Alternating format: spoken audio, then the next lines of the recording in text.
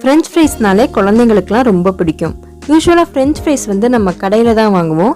ஏன்னா இது செய்கிற ப்ராசஸ் வந்து ரொம்ப பெருசு. இந்த ஃப்ரெஞ்ச் ஃப்ரைஸை எப்படி ஈஸியாக பண்ணலாங்கிறது தான் இன்றைக்கி வீடியோவில் பார்க்க போகிறோம். Welcome to moms magic Tamil. 3 பெரிய உருளைக்கிழங்கு எடுத்திருக்கேன். இதை நம்ம தோல் எடுத்துடலாம். தோல் எடுத்துட்டு ஃப்ரெஞ்ச் ஃப்ரைஸ் மாதிரி நல்ல நீளமான பீசஸாக கட் பண்ணிக்கோங்க. இதுக்கு நம்ம பெரிய உருளைக்கிழங்காக எடுத்துக்கணும். அப்போ தான் நமக்கு ஃப்ரெஞ்ச் ஃப்ரைஸ் நல்ல நீளமாக கிடைக்கும். நல்லா தின் ஸ்லைசஸாக கட் பண்ணிக்கிட்டோம்னா நமக்கு நல்லா கிறிஸ்பியாக இருக்கும். இதையுமே நான் 2ஆக வெட்டிக்கிறேன். ஸோ அப்போ தான் நமக்கு ஃப்ரெஞ்ச் ஃப்ரைஸ் ஷேப்புக்கு கரெக்டாக வரும். நல்ல ஃப்ரெஷ்ஷான பொட்டேட்டோஸ் எடுத்துக்கோங்க. பொட்டேட்டோஸை நம்ம அமுக்கி பார்த்தோம்னா அவங்கக்கூடாது. அந்த மாதிரி எடுத்துக்கிட்டோம்னா நல்லா கிறிஸ்பியாக வரும். யூஸ்வலாக ஃப்ரெஞ்ச் ஃப்ரைஸ் பண்ணுறது பெரிய ப்ராசஸாக இருக்கும். ஃபஸ்ட்டு கோல்ட் வாட்டரில் போட்டு எடுத்துகிட்டு அப்புறம் ஒரு தடவை பொரிச்சிட்டு மறுபடியும் இன்னொரு தடவை பொரிச்சிட்டு பெரிய லென்த்தியான ப்ராசஸாக போயிட்டே இருக்கும். ஸோ இன்றைக்கி வந்து நம்ம ரொம்ப ஈஸியாக பண்ண போகிறோம். எப்படி பண்ணுறோன்னு தெரிஞ்சுக்கிறதுக்கு வீடியோ ஸ்கிப் பண்ணாமல் பாருங்கள். இதே மாதிரி எல்லா பீசஸையுமே நீல வாக்கில் கட் பண்ணி எடுத்துக்கலாம். நம்ம என்னதான் கட் பண்ணுறதுக்கு முன்னாடி கழுவி இருந்தாலும் கட் பண்ணதுக்கப்புறம் அதுலேருந்து ஒரு ஸ்டார்ச் வரும், மாவு மாதிரி ஒன்று வரும். ஸோ அதை நம்ம இன்னொரு தடவை வாஷ் பண்ணி எடுத்துக்குவோம். கொஞ்சம் நல்ல தண்ணி விட்டுட்டு நல்லா பிசைஞ்சு இந்த மாதிரி வாஷ் பண்ணிக்குவோம். இந்த தண்ணி நமக்கு அப்படியே வெள்ளை கலரில் வரும். கிழங்குல இருக்கிற மாவுலாம் இந்த தண்ணியில் இறங்கிடும். சுத்தமாக தண்ணி இல்லாமல் நல்லா ட்ரைன் பண்ணி எடுத்துக்குவோம். இப்போ இந்த ஃப்ரெஞ்ச் ஃப்ரைஸ்க்கு தேவையான உப்பு சேர்த்துக்கிறேன். நான் இப்போ 1 ஸ்பூன் உப்பு சேர்த்துக்கிறேன். 3 உருளைக்கிழங்குக்கு இந்த உப்பு சரியாக இருந்துச்சு. நல்லா மிக்ஸ் பண்ணிவிட்டு ஒரு 5 மினிட்ஸ் அப்படியே வச்சுருவோம். இது ஊறிட்டு இருக்கிற இந்த டைமில் நம்ம ஒரு இட்லி பாத்திரத்தில் தண்ணி வச்சு நல்லா கொதிக்க விடணும். இந்த தண்ணி நல்லா கொதிக்கிறதுக்கும் உப்புல உருளைக்கிழங்கு ஊறுறதுக்கும் டைமிங் கரெக்டாக இருக்கும். நல்லா பாயில் ஆகட்டும். அதுக்கப்புறமா நம்ம உருளைக்கிழங்க 3 மினிட்ஸ் இதில் வச்சு அவிக்க போகிறோம். உருளைக்கிழங்கு அவிக்கிறதுக்கு முன்னாடி இந்த இட்லி தட்டில் கொஞ்சம் எண்ணெய் வச்சு கிரீஸ் பண்ணிக்குவோம். ஒரு தட்டு தான் வைக்கணும்னு இல்லை, 2 தட்டுலையுமே நம்ம வச்சு அவிக்கலாம். லைட்டாக 3 மினிட்ஸ்க்கு மட்டும் நம்ம அவிக்க போகிறோம். இந்த மாதிரி நம்ம அவிச்சு எடுக்கிறப்ப உருளைக்கிழங்கு வந்து நல்லா வெளியே கிறிஸ்பியாகவும் உள்ள சாஃப்டாகவும் இருக்கும். ஊற வச்ச உருளைக்கிழங்க இந்த மாதிரி ஃபுல்லாக அரேஞ்ச் பண்ணிக்குவோம். தண்ணி நல்லா கொதிச்சுக்கிட்டு இருக்கப்ப இப்போ 2 தட்டையுமே நம்ம உள்ளே வச்சுட்டு மூடி வச்சிடலாம். கரெக்டாக 3 மினிட்ஸ்க்கு வச்சா போதும். ரொம்ப நேரம் வைக்கணும்னு தேவையில்லை.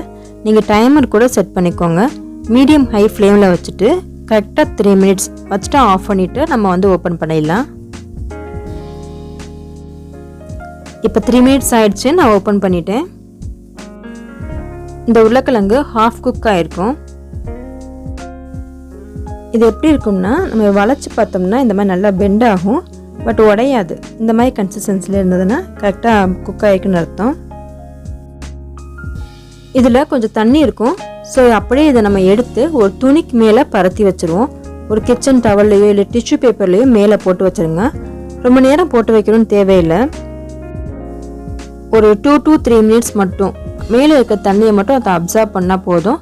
ஏன்னா எந்த பொருளை நம்ம அவிச்சாலுமே அதில் வந்து தண்ணி நிற்கும், நமக்கு தெரிஞ்சது தான். ஸோ வந்து ஒரு டவலில் அப்படி பரப்பி வச்சுருக்கேன். இது ஃபுல்லாக ட்ரை ஆகணும்னு தேவையில்லை, லைட்டாக அந்த ஈரம் போகணும், அதுக்காக தான் போட்டு வச்சுருக்கோம். இது நம்ம தொடச்சி கூட எடுத்துக்கலாம். இப்போ இந்த மாதிரி ஒரு பாக்ஸ் எடுத்திருக்கேன். இதில் 1 டேபிள் ஸ்பூன் கார்ன்ஃப்ளவர் அப்புறம் 1 டேபிள் ஸ்பூன் அரிசி மாவு சேர்த்துட்டு நல்லா மிக்ஸ் பண்ணிக்கோங்க. இப்போ நம்ம அவிச்சு வச்சுருக்க உருளைக்கிழங்கு இதில் சேர்த்துக்கணும். இந்த உருளைக்கிழங்கு வந்து கொஞ்சம் உப்பும் நம்ம எண்ணெயும் சேர்த்து அவிச்சனால கொஞ்சம் பிசு பிசுன்னு இருக்கும். ஸோ இந்த மாவு வந்து இதில் நல்லா ஒட்டிக்கிறோம். மூடி வச்சு மூடிட்டு இதை அப்படியே குலுக்கி விட்டுருங்க. அந்த மாவு வந்து உருளைக்கிழங்கு மேலே லேசாக கோட்டாயிருக்கும். நமக்கு இந்த அளவுக்கு மாவு தேவையில்லை, லைட்டாக ஒரு கோட்டிங் இருந்தால் போதும். ஸோ இதை வந்து நான் துடைச்சி எடுத்துக்கிறேன். கையில் துடைச்சி எடுக்கிறதுக்கு கஷ்டமாக இருந்ததுன்னா இந்த மாதிரி ஒரு டவலில் கூட போட்டுட்டு லைட்டாக துடைச்சி எடுத்துக்கோங்க.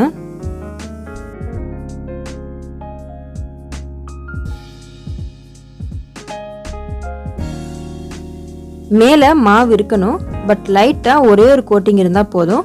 ஸோ அதுக்காக தான் நம்ம தொடச்சி எடுத்துக்கிறோம். கொஞ்சமாக மாவு இருந்தால் போதும் கிறிஸ்பினஸ்க்காக. இந்த அளவுக்கு மாவு கோட் பண்ணியிருந்தால் போதும். இதை நம்ம அப்படியே ஃப்ரீசரில் வச்சுட்டு தேவையானப்போ எடுத்து பொரிச்சிக்கலாம். நல்ல ஒரு ஏர்டைட்டான பாக்ஸ்லேயோ இல்லை ஜிப்லாக் கவர்லேயோ போட்டு நம்ம மூடி வச்சுக்கிட்டோன்னா ஒரு 2 வீக்ஸ் வரைக்கும் கூட நம்ம வச்சு இதை யூஸ் பண்ணலாம். ஏர்டைட்டாக வச்சுக்கிட்டோம்னா நல்லா அப்படியே இருக்கும். நமக்கு எப்போ தேவையோ அப்போ எடுத்து பொரிச்சிக்கலாம். இப்போ ஒரு கடாயை சூடு பண்ணிவிட்டு பொரிக்கிறதுக்கு தேவையான அளவுக்கு எண்ணெய் சேர்த்துக்கிறேன்.